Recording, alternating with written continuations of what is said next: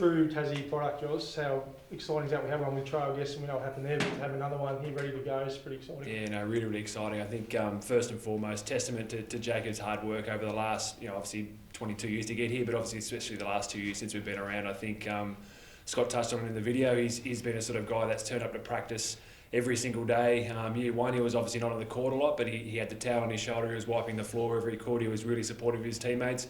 Year two, really tough year for him. Had injuries with his knee, had a lot of concussion issues, which sort of kept him on the side, but work with that group every day, and with Jacob, just a positive attitude around the group as well. So he could have probably gone back in his shell and been a bit woe is me type mentality, but no, he just supported the guys and was really positive around the group. And for us as an organisation, as a club, to be able to reward him this year, I think is testament to his hard work, but also a great story for us as a Tasmanian club. He epitomises everything Rothy's after in a basketball, doesn't he? Nothing's given, you have to earn it, etc. Yeah, no, 100%. I think that he's sort of that Tassie mentality has always been overlooked. He's probably been thought of as a little bit small and not quite in that space, but he's always been in the fridge of Australian junior teams and represented Tasmania very well and dominated national championships, and that reward now is being seen. He's had a very good NBL one season and put up very good numbers, especially at the back end of the year, and is really starting to improve, and we really think he's got a chance to make a contribution. And the one thing in Jacob's favour is we've seen with Sean McDonald last year, DP's play, and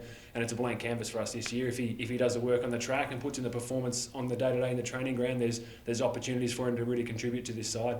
So it's real proof, Jorrick, the fact that this, obviously he's stayed, as Brent said, he's stayed in Tasmania, he's born and bred, that basketball talent is really healthy and strong in Hobart. Yeah, really good. I think there's a lot of Tassie talent coming through. There's obviously some younger ones coming through as well, but I think it's a great reward for Tassie talent. I think the one thing with basketball is everyone's got a different pathway. Some go to college, some will go to the institute, some will go and play interstate. Lockie Barker's a classic example. He's come back this year as well as a Tasmanian. He sort of went over and played the NBL 1 and Siebel back before that. So I think there's no linear pathway for guys, but I think if you work hard and you're willing to sort of commit to working whatever program it is, there's always a pathway there for you, and it's just great to reward local talent like Jacob and obviously reward him with that spot, and also just see more Tasmanians join our group. No doubt there were a lot of discussions, but it seems like he probably made it a fairly easy decision given the amount of work that he's put in over the last 2 years. Yeah, I think with us, it was always a conversation piece with us. Richo's been in the conversation last year as well. He was very close, and obviously, unfortunately,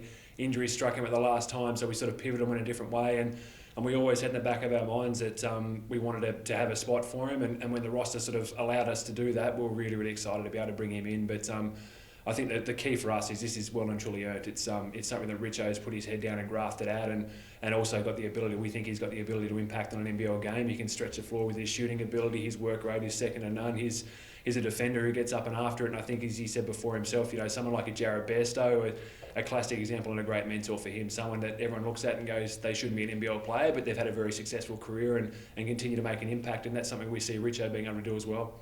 You touched on it before, but a lot of teams use a DP spot just to have them there for the future, I suppose, and train and learn. But everyone's on the same even playing field here, aren't they? From import to Richo. 100%. I think it's up to Richo now to obviously prove that he deserves to be on the court, and we're very lucky this year. Obviously got Sean McDonald, who's well documented last year, went from playing very little in his first year to being one of the most improved players and a real impact player in the league. And then Walter Brown has had an unbelievable New Zealand NBL season, which has been well documented, now playing with the New Zealand national team in the final 14 to make that. So he's obviously got a big opportunity ahead of him as well in terms of getting minutes this year, and the same's there for Richo. So if Richo puts his head down and does what the coaches ask him to do and do the little things that we expect from our guys in terms of playing D and being a good teammate, there's always going to be opportunity. And I think the key for kids like that and for all our DPs and any player on our roster is just got to be ready. Scott has shown he'll play 13 players on a nightly basis, so you've just got to be ready when your name's called to get out there and make an impact.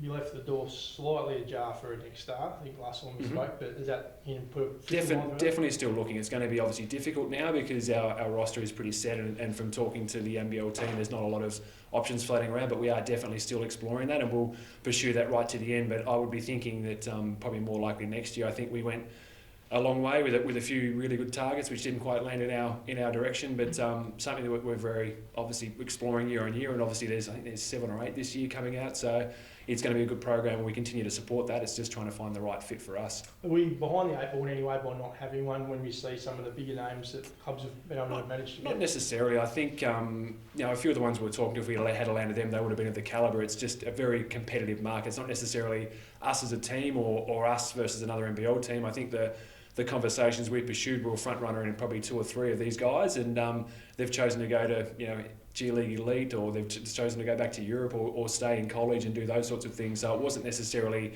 us versus another NBL team. Every person said that no pathway's linear. They've chosen for whatever reason to go a different direction for themselves. So it was never like Perth's a bigger club or Melbourne's a bigger club. It was just the right opportunity for those guys.